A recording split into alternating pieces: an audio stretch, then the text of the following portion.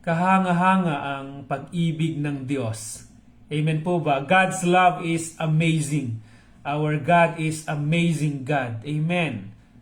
2 Corinthians chapter 5 verse 19.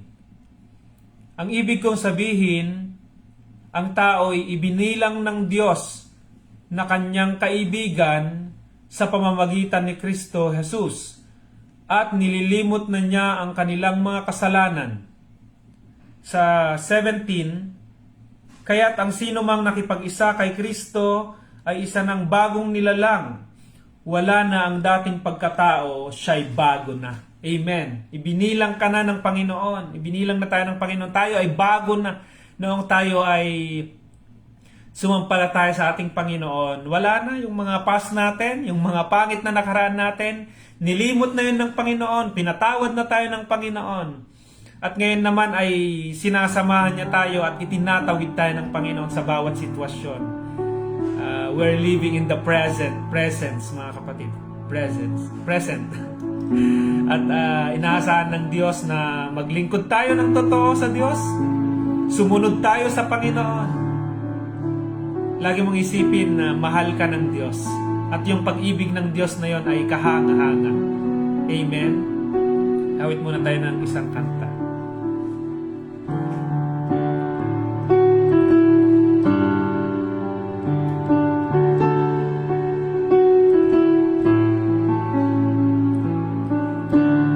I'm forgiven because you were forsaken.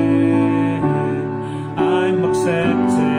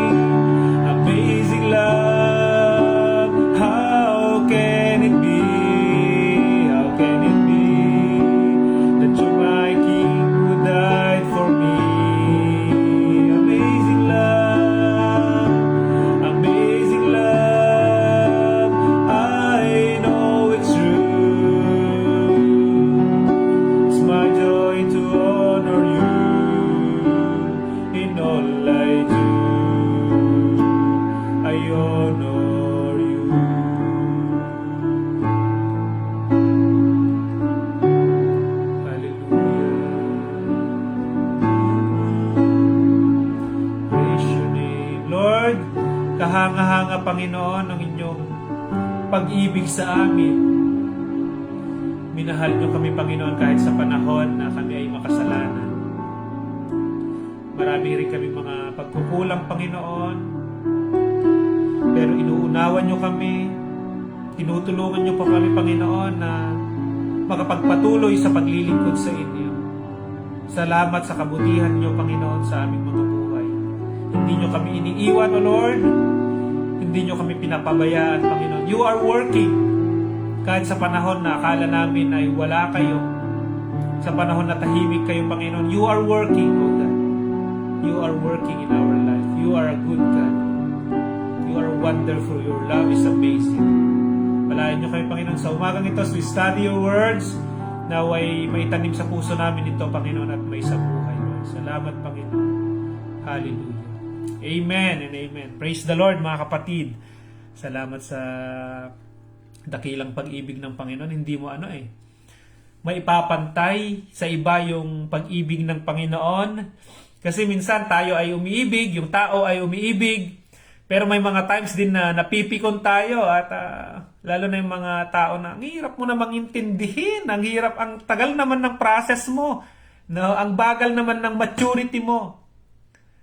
Minsan nagkakaroon na yung tao ng ganon. Yung mga pastor natin ay minsan nakakaramdam ng ganon. Bakit naman ang tagal ng nito? Paglago niya sa pamumuhay Kristiyano.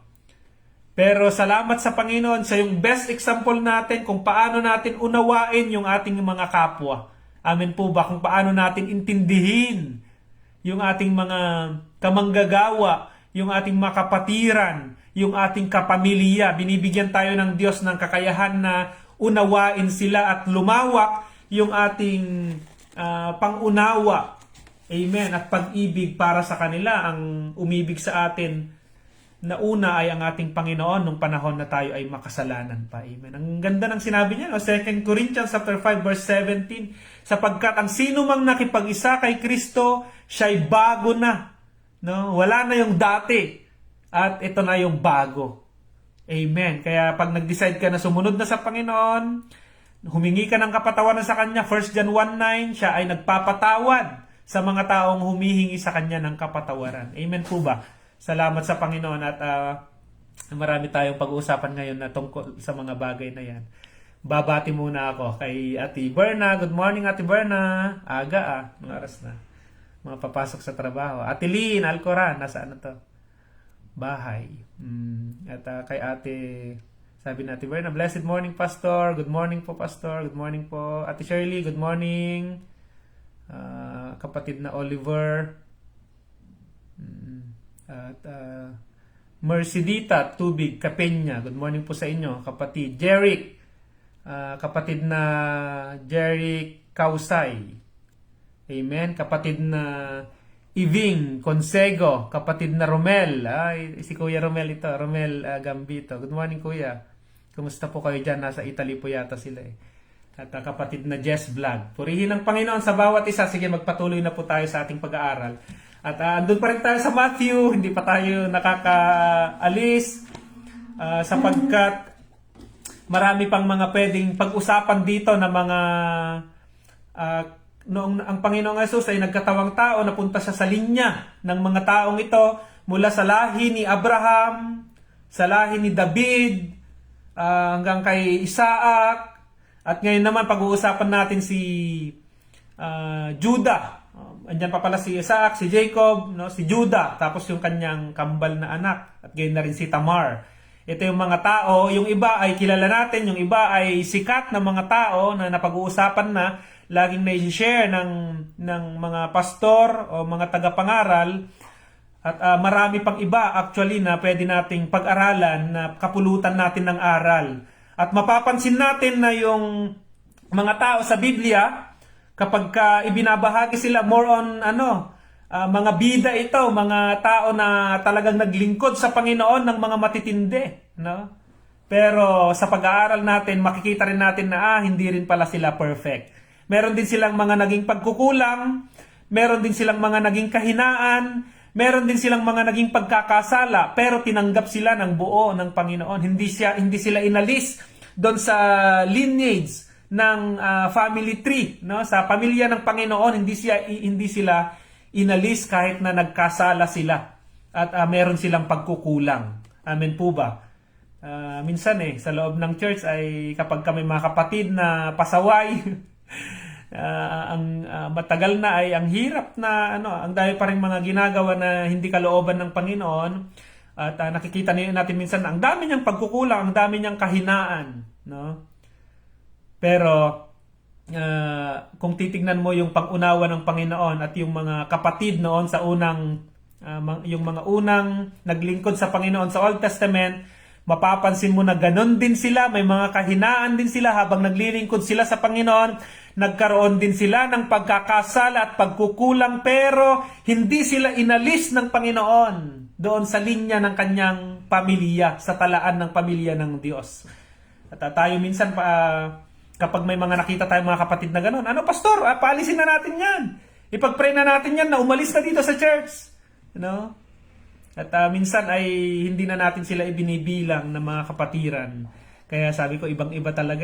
Kapag ang Diyos ang nagmahal, yung love talaga ng Panginoon ay amazing. Kaya yun yung sinasabi na gayahin natin ang Panginoong Jesucristo sa pagganon siya mang-unawa sa mga taong may mga pagkukulang at pagkakasala.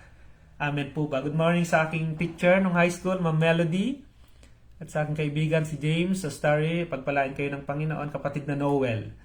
At Ate Evelyn. Puntahan natin muna yung Matthew chapter 1 verse 1 to 3. Ito ang lahi ni Jesucristo na mula sa angkan ni David, na mula naman sa lahi ni Abraham. Si Abraham ang ama ni Isaac, si Isaac ang ama ni Jacob, na ama ni Juda at ng kanyang mga kapatid. Naging anak naman ni Juda kay Tamar, sina Fares at Zara. Si Fares ang ama ni Ezrom at si Ezrom ang ama ni Aram. At natalakay na nga natin dyan si Abraham, na siya yung tinaguriang father of faith. Kinalugdan siya ng Panginoon dahil sa kanyang faith. Pero meron din siyang naging pagkukulang noong idinanay niya yung kanyang asawa na si Sarah. Sinabi ni Abraham, Sarah, pupunta tayo sa isang lugar na ito, baka patayin ako ng hari doon, ng mga tao doon, kung malaman nila na mag-asawa tayo. Kaya sabihin mo, magkapatid lang tayo. No? At si Sarah naman, sumunod naman sa kanyang asawa. At dumating naman yung tagpo na yung anak nila ni si Isaac, namana niya rin yun, na idininay niya rin yung kanyang asawa. At sabi niya, ganun din, no? Genesis chapter 26 yan, na sabihin mong magkapatid tayo para hindi nila ako patayin alang-alang sa iyo. At nagkaroon pa sila ng mga iba pang linya ng pamilya ng Panginoon na kung saan ay ganun din, na may mga pagkukulang. Si Jacob naman, no? Si Jacob ay dinayan niya naman yung kanyang tatay, si Abraham. Ang sabi niya ay Nung sinabi ni Abraham, anak, halika nga dito at akin na kitang pagpapalain. Ang pagpapalain niya sana doon, yung panganay na si Esau, pero ang pumunta sa kanya ay si Jacob. At ang sabi ni Jacob, Ama, ako po ito si Esau. Pagpalain niyo na po ako, basbasan niyo na po ako. Sabi ni Abraham, talaga bang ikaw ikaw si Esau? Lumapit ka nga rito. At nung lumapit, hinawakan niya yung mga kamay niya, yung leeg niya. Ay, mabalahibo nga, parang ikaw nga si Esau, kasi mabalahibo. No? Pero si Jacob yon at dinadaya niya si Abraham at naging mandaraya itong si Jacob sa part na yan, pero hindi pa rin sila inalis ng Panginoon sa linya ng talaan ng pamilya ng Panginoong Hesus. Sa Matthew chapter 1 ay nakasulat pa rin yung kanilang pangalan doon. Abraham, andyan pa rin si Isaac, si Jacob, at si Judah. Ngayon pag-uusapan natin si Judah. Sino nga ba itong si Judah? Ang sikat na kilala natin dito na kapatid niya ay si Joseph the Dreamer. Magkakapatid yan, sila Reuben, si Benjamin, no? At ang mag-focus tayo ngayon kay Judah. Ano bang nangyari kay Judah? Puntahan natin sa Genesis. Ipakita ko muna sa inyong mga kapatid ni Genesis chapter 35 muna tayo. Pakita ko sa inyo mga ito. Ang mga anak ni Jacob naman ito. Ito sila. Genesis chapter 35 verse 22 hanggang sa 26. Samantalang sina Israel ay nasa lupaing iyon, si Reuben ay natuksong sumiping kay Bilha, isa sa mga asawa ng kanyang ama. Nagalit si Jacob nang malaman ito 12 ang mga anak na lalaki ni Jacob. So 12, ito yung 12 tribes, no, na tinatawag. Kay Leia, ang naging anak niya ay si Ruben, si Simeon, si Levi, si Judah, si Isakar, at si Zabulon. Si Raquel naman, si Jose at si Benjamin. Kaya nung nababasa natin yung kwento ni Joseph the Dreamer, nandun na siya sa Egypt, ay ang hinanap niya ay si Benjamin dahil siya yung talagang buong kapatid niya. Anak sila ni Raquel at saka ni Jacob. Magkapatid si Jose at saka si Benjamin. Kay Bilha, alipin ni Raquel, si Dan at si Naphtali. O yan na, iba pang mga anak nila. Okay, so si Judah ay kapatid nila ito. At sa Genesis chapter 38, merong nangyari na dito na pagkukulang ni Judah. Itong mga tao na ito ay mga lingkod dito ng Panginoon. Lahi sila ni Abraham, lahi sila ng lahi sila ng pinanggalingan ng Panginoong Jesucristo nung siya ay nagkatawang tao. Ay sa linya ni Abraham. So lipi sila at itinuturing sila ng mga tapat na lingkod ng ating Panginoon. Hallelujah. Genesis chapter 38. Hindi nagtagal at humiwalay si Judah sa kanyang mga kapatid. Nabanggit natin kanina kung sino yung kanyang mga kapatid, no? Nagpunta sa Adullam at nakipanirahan kay Hira. Ito na, si Judah ay nakapangasawa roon ng anak ni Suwa, isang Kananeo. Nagkaanak sila, 3 lalaki. Si si Onan, at saka si Sela. So 3 magkakapatid. Panganay si pangalawa si Onan, tapos bunso si At pinag-asawa ni Judah ang kanyang panganay na si at ang napangasawa nito ay si Tamar. Ito na. Here comes Tamar. Tandaan niyo itong mga pangalan na ito, mga kapatid. No, si Tamar. So nag-asawa na si na panganay ni Judah, si Tamar. Napakasama ng ugali ni kaya't nagalit sa kanya si Yahweh at siya ay pinatay.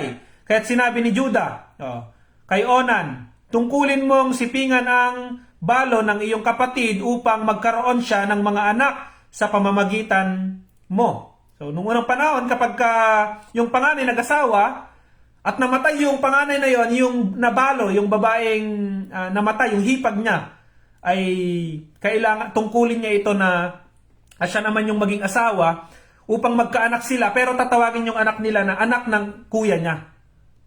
Kaya naisip ni Onan ito, no? Alam ni Onan na hindi ituturing na kanya ang magiging anak niya sa kanyang hipag. Kaya itinatapon niya sa labas ang kanyang binhi upang huwag magkaanak ang kanyang kapatid sa pamamagitan niya. Nagkaroon siya ng kaisipan tungkol sa kanyang kuya. Na kapag magkakaroon si Onan at saka si Tamar ng anak, hindi tatawagin na anak ni Onan. Ang itatawag sa kanya, anak ni yung panganay nila. At hindi niya nagustuhan yon na parang nagkaroon siya ng bakit naman ganon. Ako yung magiging ama ng bata pero si kuya ang nagkaroon siya ng damdamin na ganon at kaisipan na ganon na hindi maganda tungkol sa kanyang kuya. Kaya nagalit si Yahweh. Ito'y kasuklam-suklam kay Yahweh kaya't pinatay niya rin siya. Nagalit din ang Panginoon doon kay Onan dahil mayroon siyang ganong kaisipan. Kaya hindi maganda yung ganyan yung nag-iisip ka ng hindi maganda sa iyong mga kapatid. Sa isip pa lang yun pinag-iisipan mo na hindi, kapag gagawin ko ito, ang mapaparangalan si brother Kaya wag ko na lang gawin. Hindi maganda, no? Kaya nga lagi nating pinapaalala sa mga lingkod ng Panginoon, kapag tayo ay gumawa ng isang bagay doon sa paglilingkod, sa pamumuhay Kristiyano, wag nating gawin yun para kay chairman, para kay vice chairman, para kay pastor, para kay kapatid, wag. Lagi tayong kumilos na para sa Panginoon lagi. Paalala yan lagi ng Colossians chapter 3 ba yan? 3:23 ng Colossians. No? Whatever you do, it heartily for the Lord. Amen po ba, kapatid na Nieves Jacob, kapatid na Eileen, kapatid na Lovely, amen po ba dyan? Na kapag gumawa tayo ng isang bagay, pag naglingkod tayo sa Panginoon. Amen? Crisel Talwar, Teros and conception. Praise the Lord. Ituloy natin. 11. Sinabi ni Huda kay Tamar. Si Huda naman, ito, kinausap niya yung kanyang manugang. Umuwi ka muna sa inyo at hintayin mong lumaki ang bunso kong si Sela. Sinabi niya ito dahil sa takot na baka mangyari kay Sela ang sinapit ng kanyang mga anak. Kaya't umuwi muna si Tamar. So, nung si at saka si Tamar, nag-asawa sila, namatay si yung panganay. Sumunod naman si Onan, naging asawa ng kanyang hipag, namatay naman si Onan. Kaya si Huda, sabi niya, sigurado, pagka mapapangasawa ni Tamar, itong bunso kong anak si Sela, mamamatay rin to. Kaya sabi niya, sige, Tamar, umuwi ka muna, magluksa ka muna, at kapag laki ni Sela ay ibibigay ko naman siya sa iyo. Siya naman yung maging asawa mo. Pero sa isip-isip ni Huda, hindi niya na ito ibibigay. Hindi nagtagal at namatay ang asawa ni Huda. Asawa naman ni Huda ngayon yung namatay, yung kanilang nanay. Matapos ang pagluluksa, nagpunta si Huda sa Temnat para tignan ang paggugupit ng kanyang mga tupa. Kasama niya ang kaibigan niyang si Hira na taga Adulam. May nagsabi kay Tamar na papunta sa Temnan ang kanyang biyanan. Pagkarinig nito, hinubad niya ang kanyang damit panluksa. Noon kasi sila, yung may mga damit sila na panluksa. Ngayon ay pag nagsuot ng black o kaya mayroong dito, palatandaan yon na nagluluksa. Noon naman may mga damit sila na palatandaan na nagluluksa, namatay yung kanilang asawa o sila ay balo. Nagtalukbong siya at naupo sa pagpasok sa Enaim, bayang nadadaanan patungo sa Temnat. Ginawa niya ito pagkat alam niyang binata na si Sela, ngunit hindi pa sila pinapakasal ng kanyang biyanan. May pa rin, access pa rin itong si Tamar sa pamilya ni Huda. At nagtataka na siya, bakit kaya? Binata na itong si Sela. Bakit kaya hindi pa pinapakasal sa akin? No? At nalaman niya na itong biyanan niya, na si Huda, namatay yung kanyang asawa at papunta siya doon sa lugar na yon na malapit sa kanya. At nagsuot siya ng ngayon, tingnan mo, 15. Nakita ni Huda si Tamar. Inakala niyang ito'y patutot sapagkat may takip ang mukha. So, nakasuot siya ng, basta may takip yung kanyang mukha.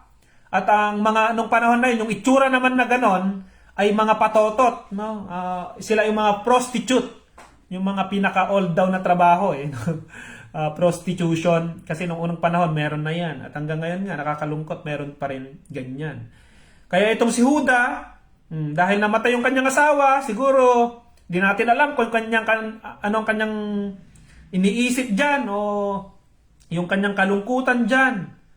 Ano yung kanyang nararamdaman. Kaya nung nakita niya, may patotot doon, may prostitute doon, sabi niya, lumapit siya at sinabi, halika, paligayahin mo ako. Hindi niya alam na ito ang kanyang manugang. So akala niya, ordinaryo lang na prostitute yon. At sabi niya, halika at paligayahin mo ako. So tanong naman ng babae, yan si Tamar, anong ibabayad mo sa akin? So napansin niya siguro na wala naman itong dala na ginto o kaya pera. Anong ibabayad mo sa akin? Sabi ni Tamar. Sumagot si Huda, padadalhan kita ng isang batang kambing. Yun kasi yung marami sa kanila noon. Sabi ng babae, payag ako. Kung bibigyan mo ako ng isang sangla hanggat hindi ko tinatanggap ang ipapadala mo. Anong sanglang gusto mo? Tanong ni Judah. So nagkakaroon sila ng pag-uusap dito. Sumagot siya, ang iyong singsing na pantatak kasama ang kadena at ang tungkod mo. At noong unang panahon, walang pirma-pirma noon. Meron silang mga singsing noon na kapag may mga transaksyon, ay yun yung pantatak nila. So, to cut the story short, binigay na niya. At pagkatapos umuwi siya, ibinigay niya ang hiningi ng babae at sila'y nagsiping. Nagdalang tao si Tamar, nabuntis si Tamar. Pagkatapos umuwi siya at inalis ang kanyang talukbong at isinuot na muli ang kanyang damit panluksa.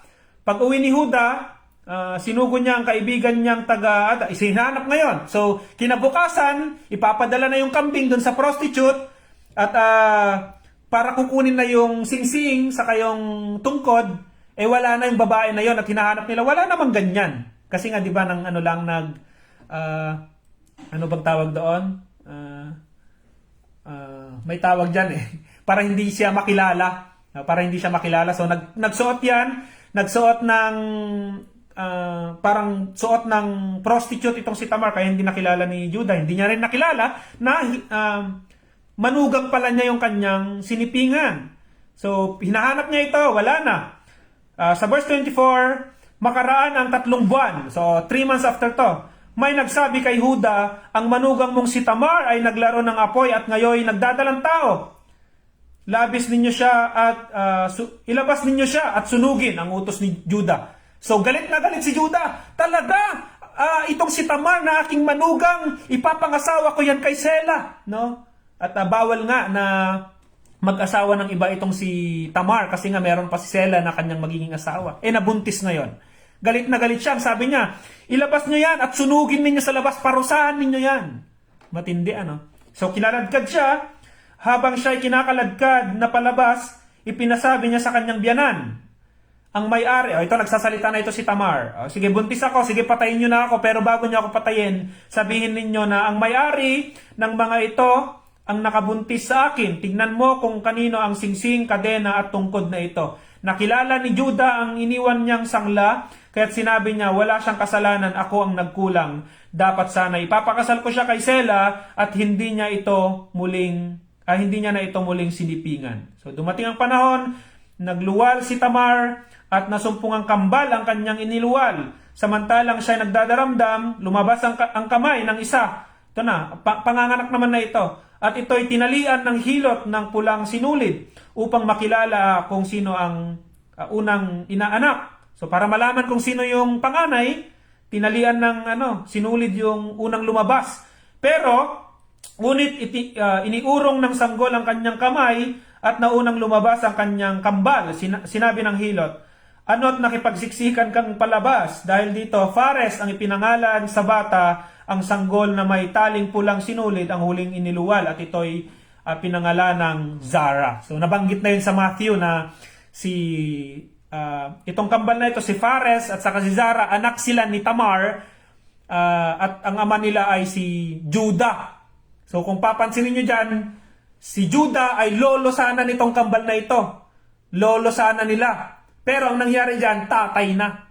Tatay na nila sapagkat itong si Judah ay sinipingan niya itong si Tamar na kanyang manugang. At kaya nagkaroon sila ng anak ni Tamar. At ang nagsisi dyan si Judah pero huli na ang lahat. No? Ang mapapansin mo lang dyan ay Pastor, ang naman yan, ang pangit ng kwento, no? Napakagulo. Sapagkat yung panganay namatay, ang naging asawa ulit si Onang, yung pangalawa naman. Tapos susunod si Sela pero hindi na nangyari kasi ang sumiping na kay Tamar at nakabuntis kay Tamar ay si Judah. So parang napakagulo yung kwento at napakapangit, no? Kapag lola mo yan, kapag kapamilya mo yan, kung nangyari yan sa pamilya mo, maaring kapag pinagawa ka ni teacher ng family tree ay hindi mo na ilalagay doon. At kapag pinagkwento ka ay hindi mo na siya ikikwento kasi pangit nga yung nangyari. No? Yun yung damdamin ng tao. Pero alam niyo ang Panginoong Jesus, inilagay pa niya, inalaw niya na maisulat yung kanilang mga pangalan. At alam niyo ba yung mga tao na yan ay sila yung mga lolo, mga lola ni David? No? Angkan sila ni David, angkan sila ni Abraham. Ni Solomon, sila yung mga lolo-lola ni Solomon. Si Haring Solomon, yung mga naging hari. No? At mapapansin nyo yung kwento na yan, napakagulo niyan, parang ang pangit na tignan. Pero ang Panginoon ay hindi pa rin sila inalis, binigyan pa rin sila ng karapatan na mapabilang doon sa pamilya ng Panginoon. Hallelujah! Tulad din natin. Meron tayong mga magugulong mga pangyayari sa buhay natin. May mga pagkukulang tayo sa Panginoon. May mga kahinaan din tayo. Pero ang Panginoon ay ibinilang ka pa rin niya na kanyang kapamilya. At sabi ng 2 Corinthians chapter 5 verse 17, ang sino mang nakipag-isa kay Kristo siya ay bago na. Wala na yung pangit na nakaraan. Hallelujah! Yung mga kasalanan mo in the past, pinatawad na yun ng Panginoon. At ang matindi yan, kinalimutan ng Panginoon. Sa verse 19 yan, 2 Corinthians 5:19. Kinalimutan na ng Panginoon yung mga kasalanan mo in the past. Hallelujah! Purihin ng Panginoon. Walang kapantay yung pag-ibig ng Diyos. Walang katulad ang Panginoon. Ang Panginoong Jesus, siya yung the best na ginagaya natin, na tinutularan natin. Hallelujah. Purihin ng Panginoon. Na kahit na naging magulo, may mga ganyan na mga tao na kilala natin, magugulo yung kanilang naging sitwasyon sa kanilang pamilya. At ang Panginoon naman ay inuunawa niya sila at tinatanggap sino mang magbalik loob sa Panginoon, sino mang sumunod sa Panginoon. Hindi na tinitignan ng Panginoon yung pangit na nakaraan. At maganda nga niya, nagiging testimony na natin yon na kahit dumanas tayo ng mga pangit na nakaraan natin, ang Panginoon ay hinawakan niya pa rin tayo. Ang Panginoon ay tinanggap pa rin niya tayo bilang kanyang kapamilya. Amen. Kaya huwag tayong magtatangi. Huwag patawarin tayo ng Panginoon pag nagkakaroon tayo ng kaisipan na gano'n na ang pangit ng pamumuhay niya, ang pangit ng naging sitwasyon niya. Mga kapatid, ang Panginoon ay inunawa niya itong mga nagkaroon ng pangit na nakaraan sa Biblia. Inilagay pa niya doon sa talaan ng kanyang pamilya. Ganon ang tingin ng Panginoon sa mga tao na naglilingkod sa Kanya. Ganon kaluwang, kalawak yung pag-ibig ng Diyos. Mga kapatid, tayo ay magkaroon din ng ganon na pangunawa na ang Panginoon ay may layunin siya sa bawat pangyayari sa buhay. Na kahit na naging magulo yung sitwasyon nila Tamar, nila Judah, ni Fares, kanilang kambal na anak, kahit na ganon yung nangyari sa kanila, no? Pero iniligay pa rin sila, meron pa rin silang pangalan dun sa pamilya ng ating Panginoong Jesus. Kaya wag mong iisipin na, hindi po pastor, hindi po ako kabilang sa pamilya ng Diyos, hindi ako anak ng Diyos kasi ang pangit ng nakaraan ko. Hindi po yun hadlang para ikaw ay ituring ng Diyos na kanyang anak. At yung nakaraan mo, hindi rin yun hadlang para gamitin ka ng Panginoon for a mighty works, for a greater works. Amen po ba? Gagamitin nga ng Diyos yung buhay mo. Hallelujah. Salamat sa Panginoon. Sabi ni Ate Aileen, Amen! Praise God po, Pastor. Ate Nieves, Akob. Blessed Thursday, Pastor. Kakatapos online devotion si Jose Orojas. Opo, nag-join din ako kanina doon. Mga 5:30 yata yan.